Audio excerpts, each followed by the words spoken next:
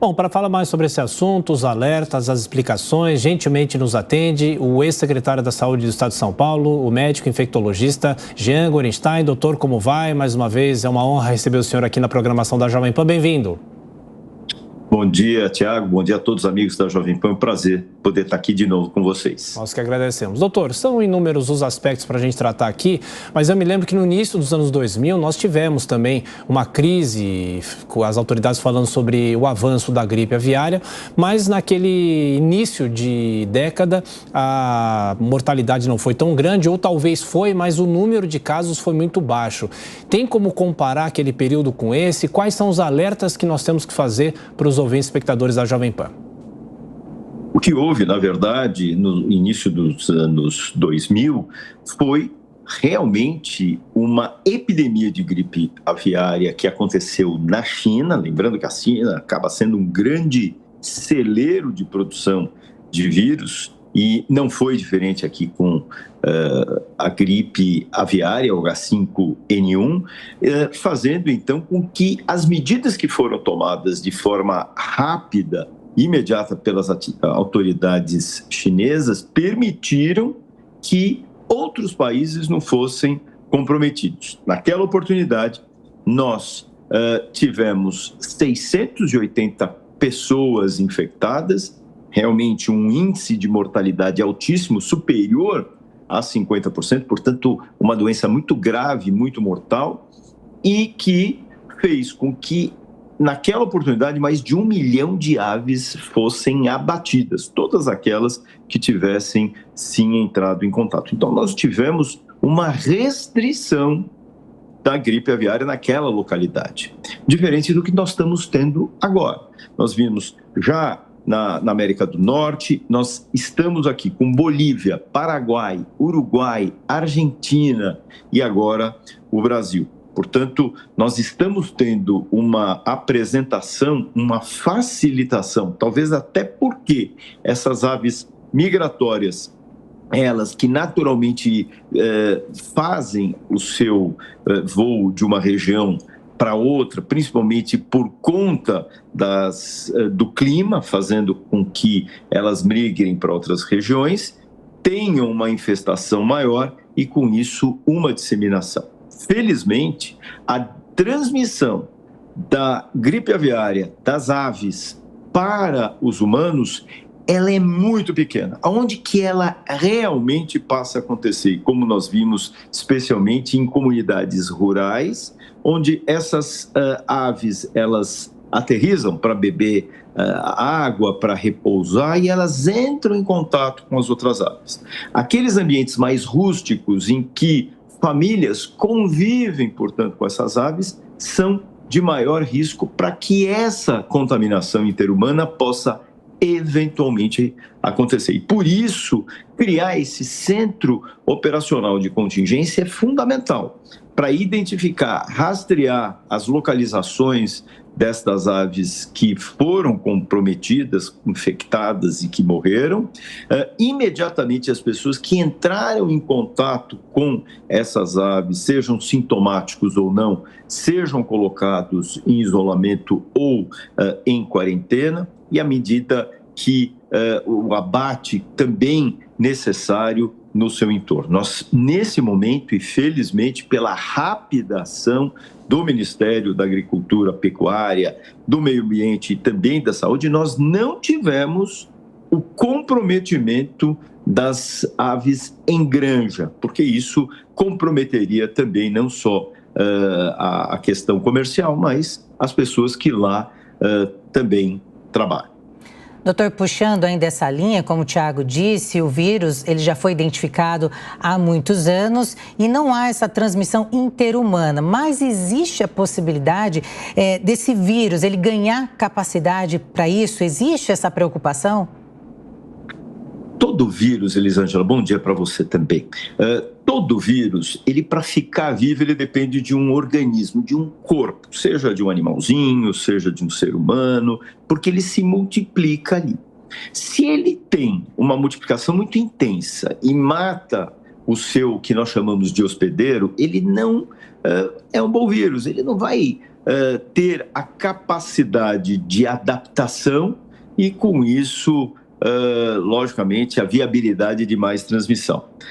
Qual é a tendência natural dos vírus? Terem a adaptação e modificação da sua forma de apresentação. Então, é natural que, à medida que a gente tenha mais vírus circulando, que nós tenhamos um contato maior de pessoa a pessoa, das aves para as pessoas, é capaz que nós cheguemos num determinado momento em que esse vírus consiga fazer a transmissão de um ser humano para o outro. Nós vimos isso, por exemplo, na gripe suína. A gripe suína veio através de aves que vieram, aves migratórias, especialmente vindas da China, da região da Ásia, mais especificamente, porque era a nossa China comprometida, acabavam aterrissando no México, que foi o início dos casos, e essas aves entravam em contato com quem? Com os suínos, com os porquinhos. Houve uma transmissão da ave para o suíno e aí, com esta modificação da sua estrutura, ela começou a ser transmitida para o ser humano. E por isso nós tivemos ali uma pandemia. Então nós temos que estar muito atentos a essa possibilidade. Na nossa foto, neste momento, não houve nenhuma transmissão. A transmissão nessa fase da gripe aviária aqui, especialmente no país, mas nós temos que estar atento para essa possibilidade. Doutor, acho que uma preocupação, a gente já ouviu na reportagem, mas é sempre bom reforçar, se a pessoa consumir a carne, ela pode pegar a gripe aviária, e essas pessoas que têm mais contato com as aves, como que a pessoa identifica se ela está doente? A primeira questão é que o consumo da carne ou dos ovos dessas aves não são capazes de transmitir a doença. O contato, sim, com secreções. Então, aquelas pessoas que manipulariam essa carne contaminada, aí sim teriam o risco de serem infectadas. Lembrando que essas aves acabam ficando muito mais ativas, aliás, muito menos ativas, e com isso acabam voando menos, ficando mais sentadinhas, recostadas. Então, dessa forma, não existe obrigatoriamente, naquele primeiro momento, a identificação da ave morta, mas sim ela menos ativa, voando menos, mais recatadinha no seu canto. Então é importante que, a partir desse momento, especialmente nesta fase em que estamos vivendo, que o granjeiro, que aquele que tem o seu sítio, traga alguém das vigilâncias municipais para que essa ave, sim, seja testada. Hoje nós temos tecnologia muito rápida para a testagem através do PCR. Lembrando que desde janeiro, a Organização Mundial de Saúde, frente ao avanço da gripe aviária, distribuiu primers, que nós chamamos de amostras desse material do vírus do H5N1, mostrando, então, com que a gente tenha rapidamente a possibilidade de fazer esse PCR. Esses resultados que foram obtidos através dessas aves vieram em 24 horas, mostrando o quanto realmente é o legado da pandemia que vivemos de Covid, fazendo uma celeridade em diagnóstico. Então, com isso, é importante que essas pessoas tragam, então, para as vigilâncias sanitárias e epidemiológicas municipais, para que possam ser testadas e devidamente afastada a possibilidade da gripe aviária naquela ave. Doutora, a gente sabe que ao longo do ano acontecem muitas feiras, exposições. O que tem sido feito agora? Tudo isso foi suspenso, uma forma aí de prevenção e também de conseguir fiscalizar esse momento um pouco complicado, digamos assim? Isso não foi aventado nesse momento, até porque nós temos casos pontuais e a resposta que foi dada pela ação interministerial tem sido muito rápida com o acompanhamento conjunto das vigilâncias dos estados.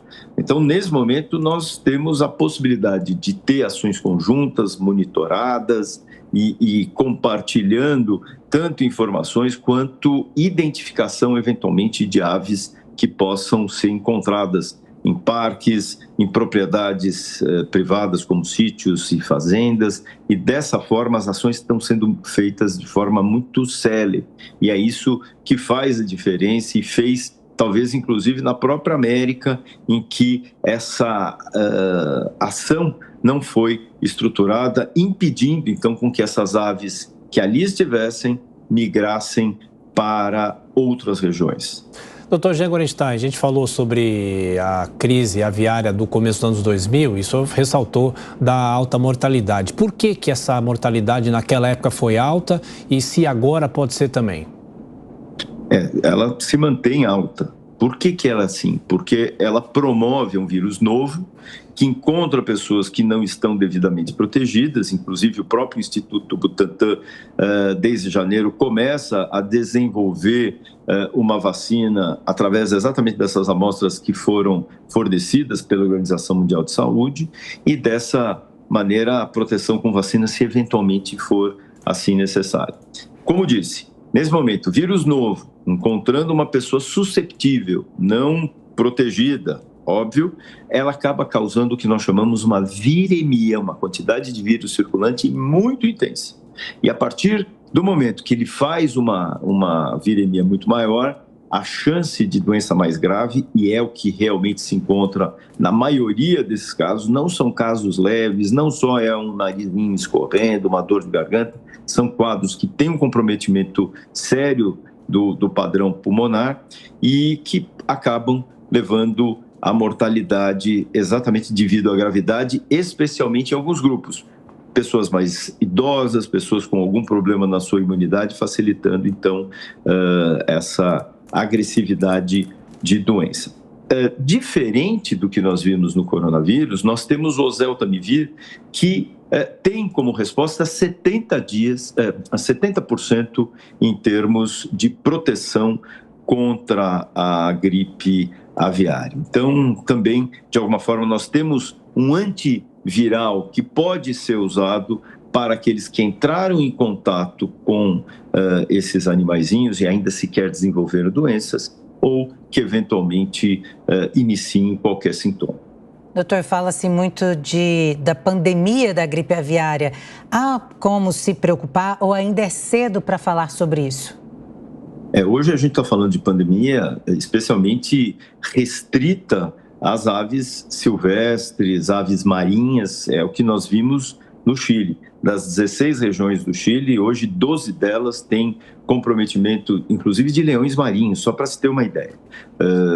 Focas, leões marinhos, pinguins que têm sido acometidos pela gripe aviária. Então, mostrando que essa atenção ela é importante. À medida que a gente tem a circulação maior de aves, a gente vai ter outros países sendo comprometidos, outros países que não tenham a mesma rigidez que o Brasil tem em termos de políticas de prevenção, que felizmente, como disse, foram feitas de uma forma muito precoce, garantindo então a proteção do nosso território, mas dessa maneira nós temos que ter e atuar de uma forma muito austera, garantindo então a proteção e não a disseminação ainda maior pelo nosso país. Doutor, nesta semana o diretor-geral da OMS, Tedros Adhanom, voltou a falar sobre a possibilidade de haver uma pandemia até mais letal do que a Covid-19. Até que ponto, a gente precisa tranquilizar também quem nos assiste e nos acompanha, até que ponto isso talvez seja um exagero ou apenas um alerta para que os países tomem medidas para evitar que isso aconteça?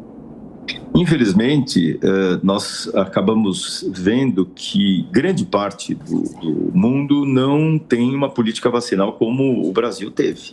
E dessa maneira as pessoas estão absolutamente desprotegidas. Por outro lado, quando nós olhamos as condições de vacinação agora para vacina que é uma vacina bivalente, que ela contempla não somente aquele vírus nativo de Wuhan, mas também a nova variante Ômicron, que dá a proteção de outras variantes que infelizmente circularão, nós passamos a ter uma certa desproteção. Então é muito importante, primeiro, que o país, especialmente o nosso país, entenda a importância de fazer essa dose que nós chamamos reforço com a vacina bivalente, mas que o mundo também tenha essa capacidade e esta possibilidade de vacinar. Enquanto o mundo, de forma integral, não estiver sendo idealmente vacinada, não estará protegido, circulação do vírus ocorrerá, e a gente viu muito claramente.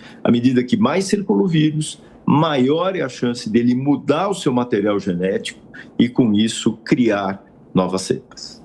Ok, Dr. Jean Gorenstein, secretário da Saúde do Estado de São Paulo, mais uma vez, muito obrigado pela gentileza, um excelente fim de semana, até a próxima, um abraço. Muito obrigado a você, Tiago, Elisângela e a todos os amigos aí da Jovem Pan.